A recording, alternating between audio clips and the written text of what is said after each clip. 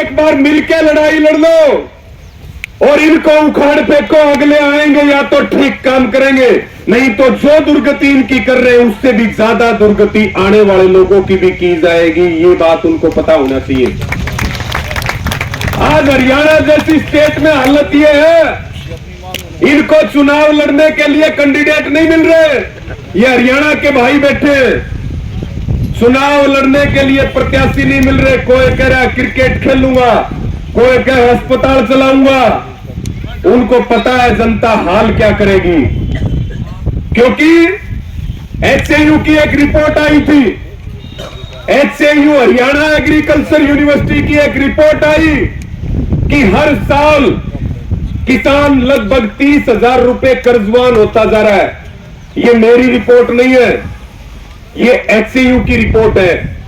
इसलिए जरूरत है कर्जा माफी के ऊपर, एमएसपी के ऊपर और एक अंतिम बात बता करके, क्योंकि मुद्दों की बात करना बहुत जरूरी है, किसान की और मजदूर की पेंशन का। हर कर्मचारी 58 साल में रिटायर होता है कि नहीं होता है? ये देश का पेट भरने वाला जो आदमी है, किसान है, जो इस देश को अपने हाथों से बनाता है, मजदूर है, उसकी भी कोई रिटायरमेंट की उम्र होनी चाहिए कि नहीं होनी चाहिए? तो हमने मांग की संयुक्त किसान मोर्चा ने कि 60 साल में किसान को भी रिटायर करना चाहिए और रिटायरमेंट के नाम पे 5 लाख रुपए स्टेट की सरकार दे, 5 दे सेंटर की सरकार। 10 लाख रुपए या तो एक मुश्त दो और या 10,000 रुपए मासिक पेंशन किसान को मिलनी चाहिए, किसान मजदूर को मिलनी चाहिए कि नहीं मिलनी चाहिए? एक एमएलए 5 बार एमएलए बनता है, वो 5 बार पेंशन लेता है। 5 बार एमपी बनता है, वो 5 बार पेंशन लेने का काम करता है। एक एमपी को लगभग जो है 15 लाख रुपए उसका खर्चा है, सारा 15 लाख से ज्यादा। तो भाई घोड़ों को नहीं है घास और गधे खा रहे चमनप्राश। इसलिए मेरी माताओं बहनों को भी अपील है,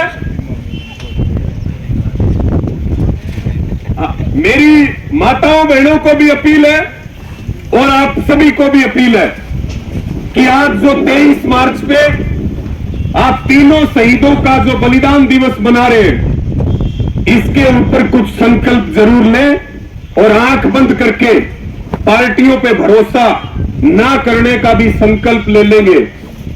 मुद्दों के आधार पे वोट देंगे, इकट्ठे होकर के वोट देंगे। बहुत कमियां अभी, बहुत बदलाव की जरूरत है। आज भी एक आम किसान या किसान का बेटा चुनाव नहीं लड़ सकता,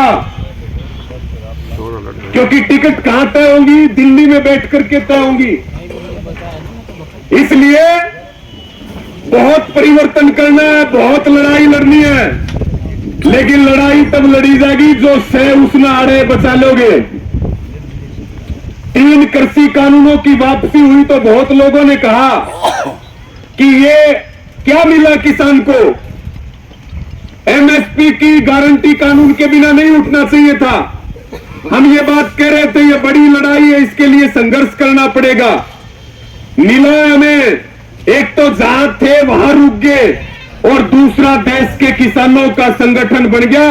आज कोई भी पार्टी हो, आज कोई भी पार्टी हो, उसके चुनावी एजेंडे में किसान सबसे ऊपर है। ये इस आंदोलन की देन है, ये आपकी ताकत है साथियों। आज हर नेता एमएसपी की बात कर रहा है कि नहीं कर रहा है? आज बात हो रही है, कल को एमएसपी ले भी गए, हर चीज एमआरपी पे बिकती है। बाजार में पेंसिल लेने भी जाते हो तो मैक्सिमम रिटेल प्राइस एमआरपी पे बिकती है कि नहीं बिकती है? और किसान का अनाज हम केवल मिनिमम सपोर्ट प्राइस मांग रहे हैं, न्यूनतम समर्थन मूल्य मांग रहे हैं। किसान को एमएसपी का गारंटी कानून मिल गया तो साथियों इस जमीन की तरफ कोई आंख उठा करके नहीं देखेगा। किसान खेती छोड़ेगा नहीं, बल्कि खेती को उसके बच्चे भी करने का काम करेंगे। खेती एक ऐसा उद्योग है, आज प्राइवेट कंपनियों की हालत देख लो, आप दिल्ली में रह रहे हो, कोई भी कंपनी मैन पावर पे काम नहीं कर रही। दीक्षित मैडम बता रही थी अभी।